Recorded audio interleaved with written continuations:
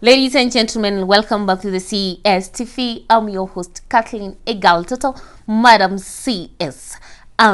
This is the striker. The striker today leads us to circumcision at the ballot. Have a throw and trail. The political temperatures in the country are really gaining momentum and rising, with different political factions taking their campaigns across all regions in this particular country, calling for the voters, the common mwananchi, the common citizenry to vote for them come the 9th of August 2022. Now, as usual, these political campaigns have had cases of insults against the political opponent and the use of propaganda to trash the other faction of the campaigns.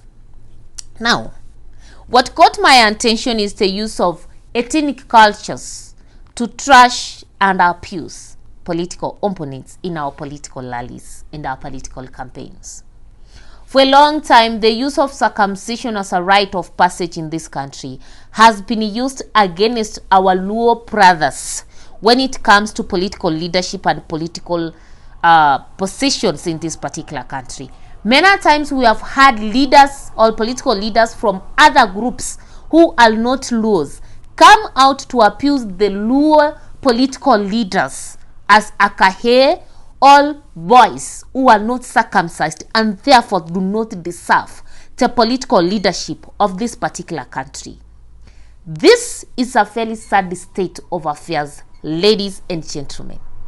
It is the use of cultural violence against a certain community, and you know what? This begins the genesis of the kind of violence that is meted against a certain community during post-election violences in this particular country. I take you back to 2007-2008 post-election violence, and here we have to go through the work reports. Among the experiences and the narrations in the books that have been written following the 2007-2008 post-election violence is the use of mutilating the private parts of the Luo people by groups like Mungiki, Gaza, and Cheshire in Bakasi in the name that they are circumcising them. The people from the lake suffered forceful circumcision. Some were even being taken through a second circumcision, simply because people have been told that the rules don't circumcise. It is use of cultural violence that should not be condoned and be allowed in this particular country, because it is the violence that now goes beyond the person who's being insulted to set two communities against each other. The community where the person insulting is coming from, and the community where the person being insulted is coming from. The use of cultural abuse in our political campaigns goes beyond just the opponent to include our ethnic groups, and this begins ethnic animosity that is normally refilled during political violences in this particular country. And I want to make it very clear today, perhaps people don't know this, perhaps people speak out of ignorance, that circumcision in the traditional African society, or initiation rite, was just a rite that marked transition from childhood to adulthood. And it was not necessarily the cutting of the foreskin for men. Different African communities had different ways of transitioning their children from childhood to adulthood. Young boys went through different rites. It was not necessarily through the cut. Among the Luo who have fallen victim of this cultural abuse for a long time in Kenya's political space, they had the most ordeal and the most painful rites of passage when it came to circumcision. The removal of 6/5 of a person. Remember, these teeth are not aching.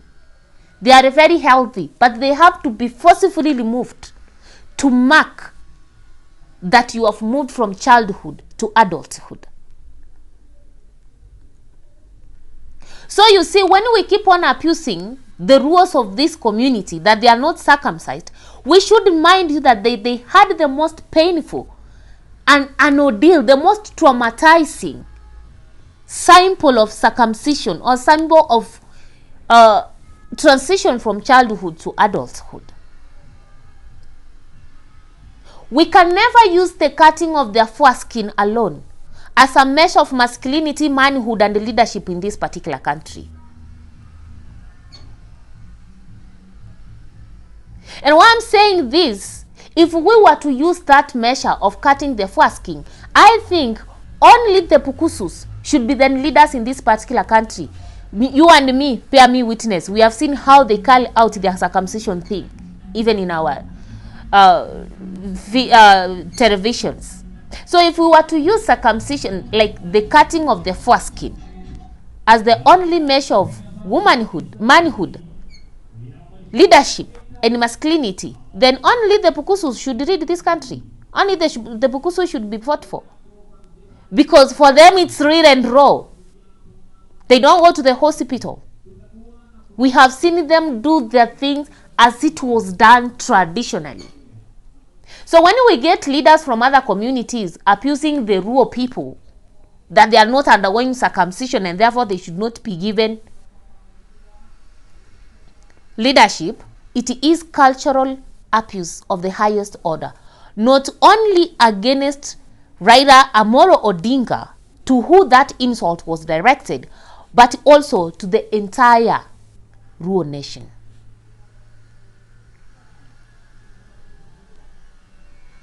And brothers and sisters, I want to remind some of our people who use circumcision as a measure of leadership, masculinity, and manhood that, oh no, it isn't. The cutting of their foreskin alone does not make you a man, a leader, or masculine. Veronica Kimani has written a lot about construction of masculinity through circumcision among the Kikuyu. My friend Grace has written about the transformations in masculinities. We have had people write about the transformations in the circumcision rites of passages. We have had people write about the transformations in leadership, the transformations in masculinities. And out of those writings, what comes out is that societies are changing. The Rua who used to go through the removal of the 6th teeth, today they are going through the normal cutting of the foreskin. So when you stand to abuse people that they are not circumcising, how do you want them to circumcise? Which circumcision do you want them to go through? Which foreskin do you want them to cut? When you use circumcision to measure people's leadership, do you know that in the traditional African society, just the fact that you have been circumcised does not make you a leader? What made you a leader in the traditional African society is your respect for the rule of law of the community. The ability of an individual to command authority. Your ability to make wise and sound decisions to solve conflicts in the society. How have you been able to control your family and put it at a peaceful place?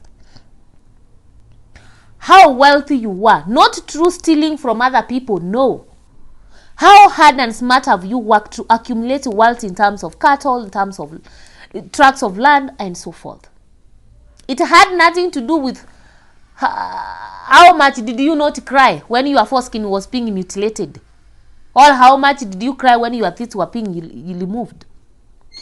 In fact, in some Nilotic communities, just going through the foreskin cutting was not enough that you have become a man. You had to kill a wild animal, either an elephant, a rhino, a lion, a leopard, etc.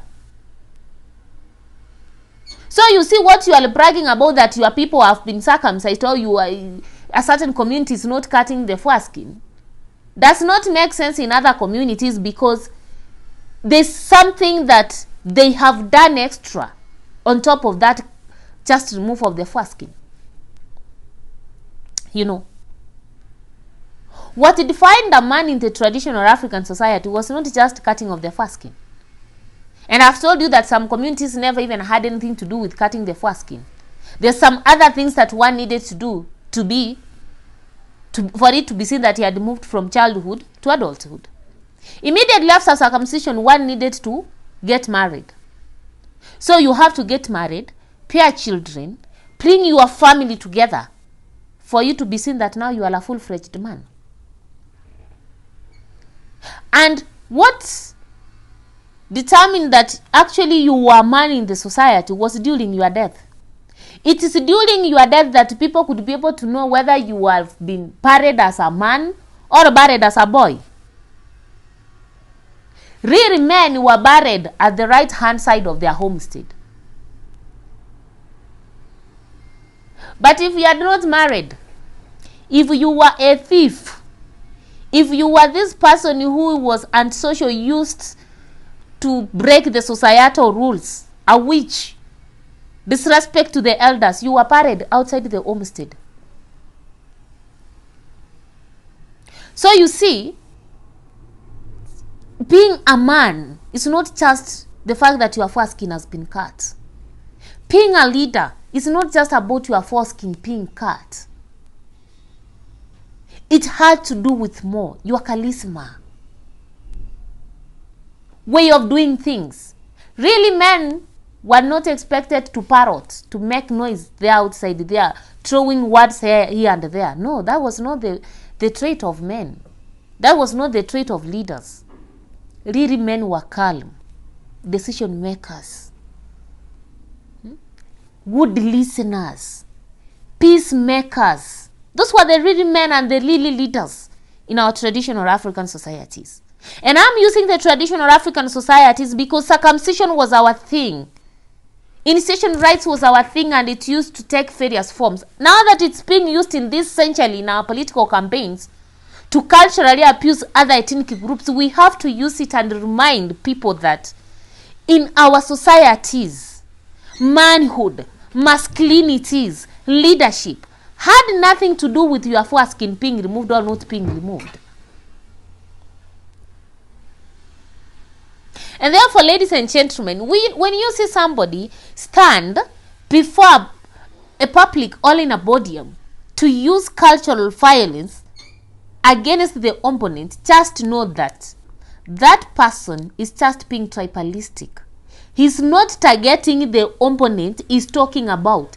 He's targeting the entire ethnic group from where that opponent comes from. Because nobody chooses to be born in the cultures where they are born. When you see somebody use cultural violence in our political campaigns, it tells you that this person is ethnic centered. He or she feels that is the way of doing things in their culture.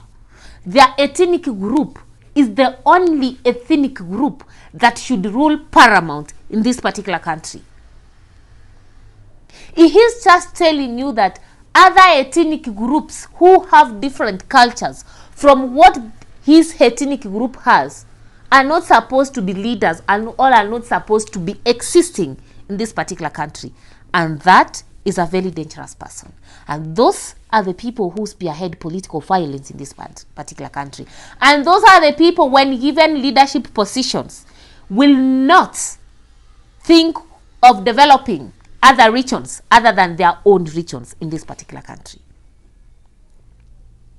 And therefore, for me, it's a call to all our political leaders, and when you are calling out your political campaigns, can you stop cultural violence? Cultural violence led to some of our brothers and sisters from the rural community to receive violence, inhumane violence, being mutilated your body organs because another group thinks that you are not circumcised. That is extra. Stop using cultural violence in your political campaigns. Give us your manifestos. Tell us what you have, you are going to do for the people of this particular country. And I do ask myself, today you are abusing a certain community that they are not circumcised and therefore are not eligible for leadership in this particular country. Tomorrow your daughter will want to be married in that particular community. Are you going to tell your daughter or your son he wants to marry from that community? Are you going to tell your daughter you are not supposed to be married there because they are not circumcised? Why don't you remind us all these nonsenses before it is elections? Why must you remind us that our cultures are archaic, primitive, due towards the electioneering period? Why are you making other people's cultures look? What is the difference between you and the colonialists who invaded this country way back in the 19th century?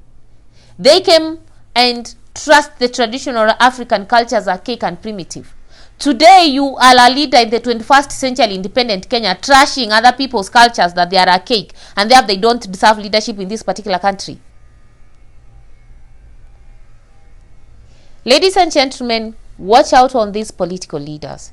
Today they are telling you a certain community is not worth the leadership because of their culture. Tomorrow they will tell their daughters and sons a certain class is not worthy of this leadership because they are poor. The other day they will tell their family members a certain long distance relative is not worthy to visit that particular homestead because they are poor. So they will start from culture, they will come to class, they will come to clans, they will come down like that, and eventually they will throw the entire world into anarchy. And you will find yourself as a victim, even within that particular culture from where they come from. They will use divide. They will demarcate. They will create those classes. And eventually, what will stand out is that these politicians belong to the same class. And you and me, we will belong to another class. When you see them come using cultural violence, watch out. March out. Leave them address trees and seats. Because if they can use cultural violence right now, it is just the first step towards sprinkling a petrol for violence. Otherwise, what do you think? Do you think that the use of circumcision and cultural violence in our political campaigns to trash other politicians from different communities is justified? Do you think it's right? Drop your opinion, drop your comments, like and share this video, and Yana. Let's meet next time. This is the CSTV, Madam CS, Girl Toto, Kathleen, Havitro, and Rail.